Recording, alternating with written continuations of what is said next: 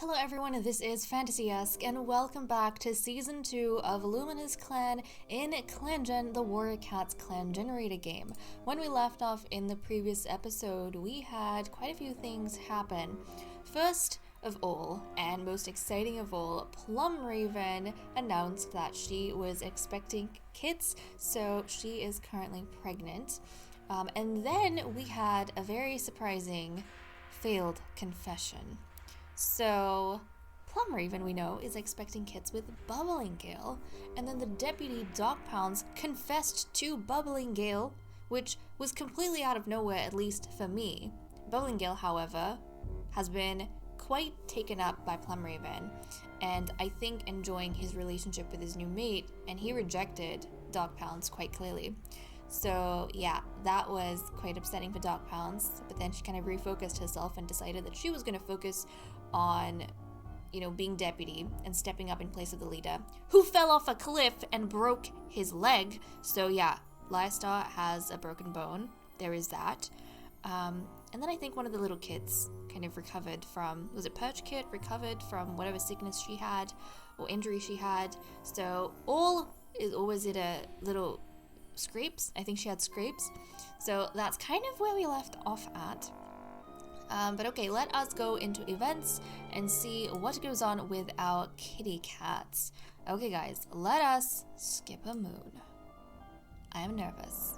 Shade Clan, did we go and set the leaders clan? I think we did. Yes. Lynx Clan, we're gonna befriend them. Okay, let us skip a moon. With the heightened focus of the clan, 20 additional pieces of prey were gathered.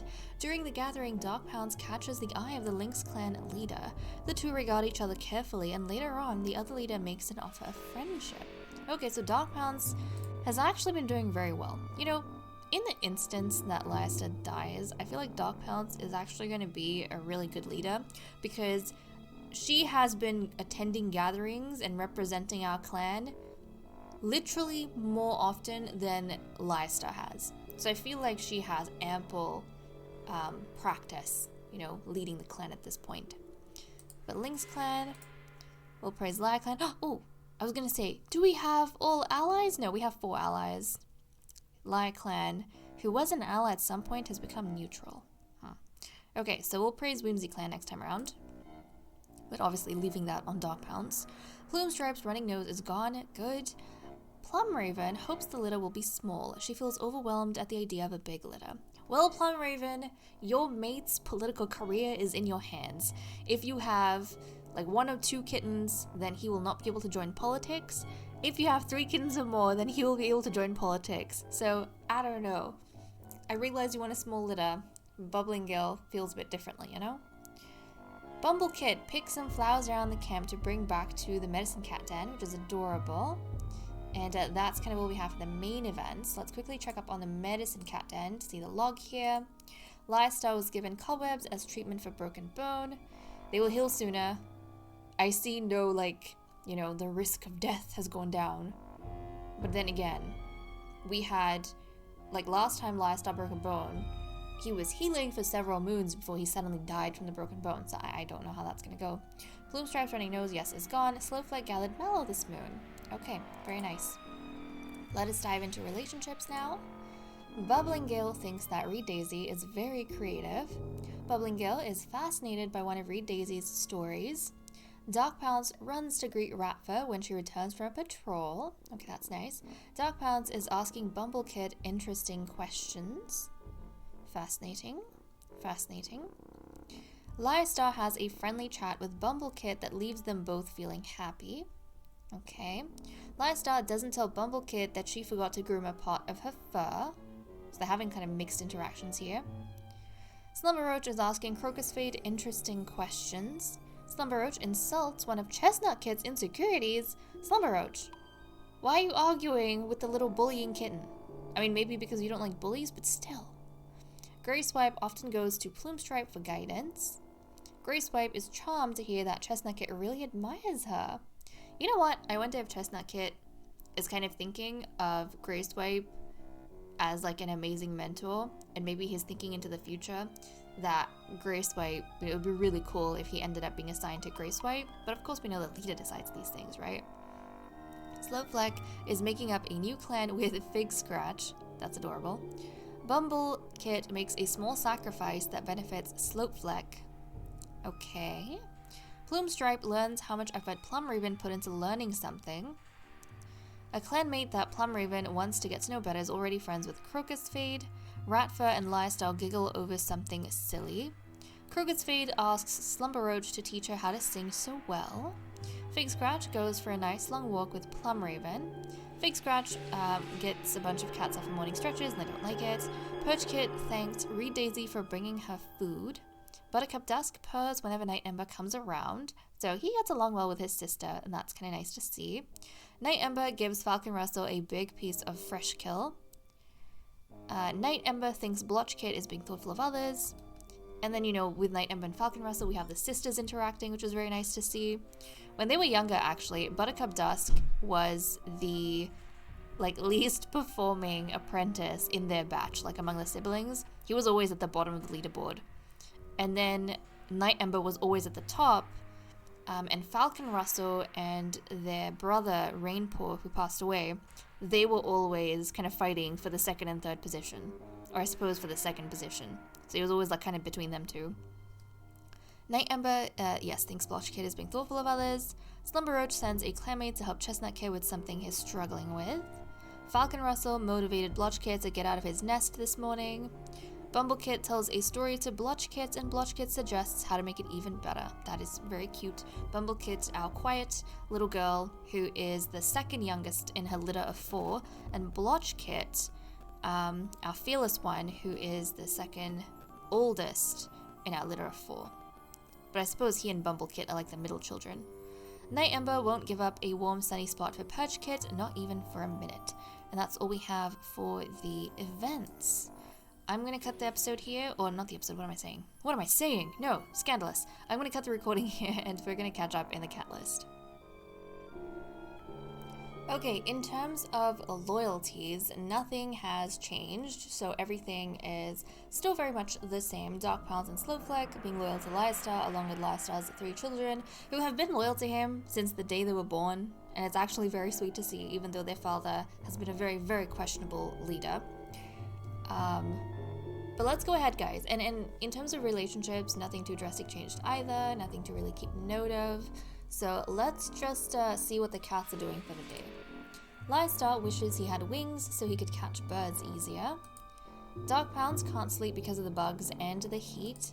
Slowfleck feels bad for the family of prey animals.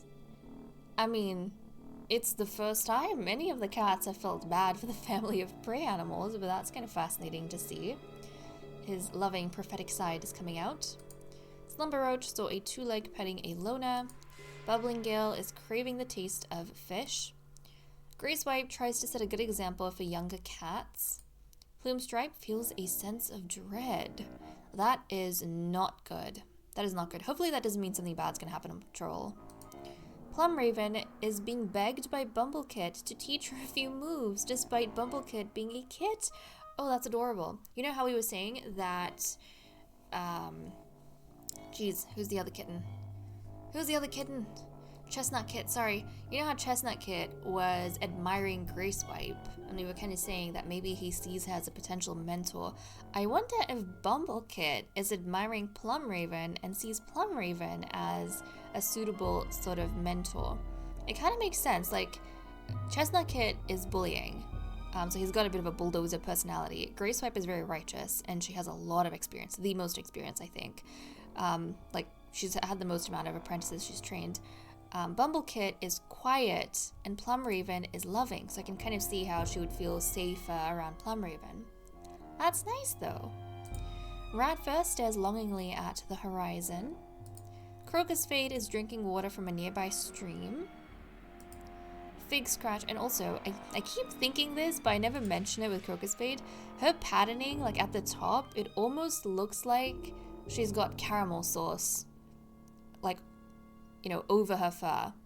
Or she's got some type of syrup over her fur. Doesn't it? Kind of looks like that to me. It's really cute. Fig Scratch can't sleep because of the bugs and the heat. Wait, who else had this? Was it Dark Pounds? Yes, so Dark Pounds and Fig Scratch hanging out together, which is nice because Fig Scratch was one of Doc Pounce's apprentices. He and his sister Reed Daisy were trained at the exact same time. So that's kind of nice to see. That is so nice to see. Okay, they're hanging out together, complaining about the heat. Reed Daisy saw a kitty pet with no fur at all. Buttercup Dusk sorts the fresh kill pile from the most to least aerodynamic. Okay. Falcon Russell tells the kids they're getting so big and strong. Falcon Russell, you know, when you were young, I would not have expected you to be the really, like, encouraging and reassuring cat. I would not have seen that for you. But here you are, telling the little kids they're going to be big and strong. That is so adorable. You have completely done a 180, I feel. I think apprenticehood humbled Falcon Russell. She started off very arrogant. You know, she was the favorite of both her parents. And she was the only kitten in her litter to not have golden eyes. She had these beautiful, you know, heather blue eyes, like gemstone looking eyes. Double prophetic bloodline. And she started off really arrogant, but she was humbled. I love that. Night Ember takes pride in how well run her patrols always are. Yes, Night Ember. Good on you. I feel like the patrols she goes on, they end up kind of doing really well, but we haven't seen Night Ember stand out too much in the patrols just yet. Fig Scratch stands out quite a lot. He did in the last moon. Night Ember didn't. Hopefully she gets a chance to shine. Chestnut Kid is buzzing after swallowing a cicada. Okay. Blotch Kid doesn't want to play with Perch Kid. I mean, Blotch Kid is fearless. Perch Kid is impulsive. I feel like maybe Perch Kid. Perch Kid I feel like would be more influenced by Blotch Kid into doing impulsive things because of Blotch Kid's like fearlessness. But I don't know. I guess Blotch Kid doesn't really want to play with his younger sister. Huh. Bumble Kid is fetching Perch Kid for another cat who is looking for her. Okay. I love the idea that Bumble Kid, because she's quiet, she kind of gets pushed around by her older siblings, especially her brothers.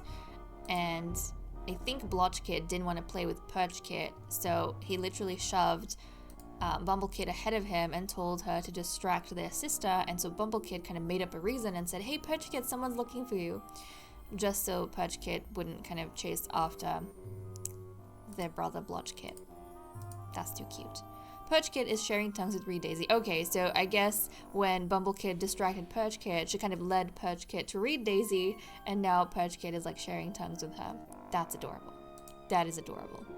Okay, it seems as though that's all we have for the cat list. So I'm going to cut the recording here and we're going to dive into patrols. I took a look at the cats we have down. There are 2 cats that are not going to be able to join us in patrols, just like the last episode. So after we send Slowfleck out, we're going to have a patrol of 6 and a patrol of 5. Our current prey is 356, and we only need 44, guys. We don't even have to worry about hunting. We don't even have to worry about hunting. Starvation? What? We have never seen the face of starvation, which is very, very nice. Let's go on patrol. The thick growth of green leaf will serve Luminous Clan well today. Slowfleck decides, thinking about gathering elder leaves. There's a particular tree in a sheltered dip along a stream he wants to check on today. Proceed. Elder leaves being used to soothe sprains, and elder leaves having to be gathered in a way that risks sprains is truly one of StarClan's little ironies. Slowfleck reflects. Elder leaves and juniper are gathered. Okay. I'm wondering... So wait, is he specifically talking about elder leaves and maybe the way that they are gathered influences whether they soothe or risk sprains?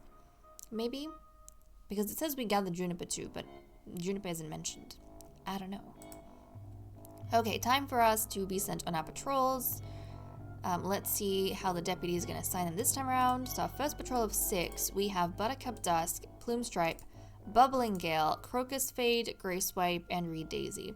Okay, we don't have it split. Actually, Crocus Fade and Buttercup Dusk, they're actually... Oh, that's nice. Oh, there we go. Okay, Crocus Fade and Buttercup Dusk were allowed to go on patrol together last time, like they were on the same patrol.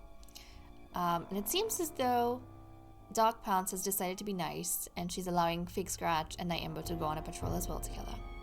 Good on you. Good on you, Dark Pounce. Okay, let's go on patrol. And she's obviously not in the same patrol as Bubbling Gale after the rejection she faced. Ah, yeah, I don't think she'd be. She's still kind of probably recovering from that.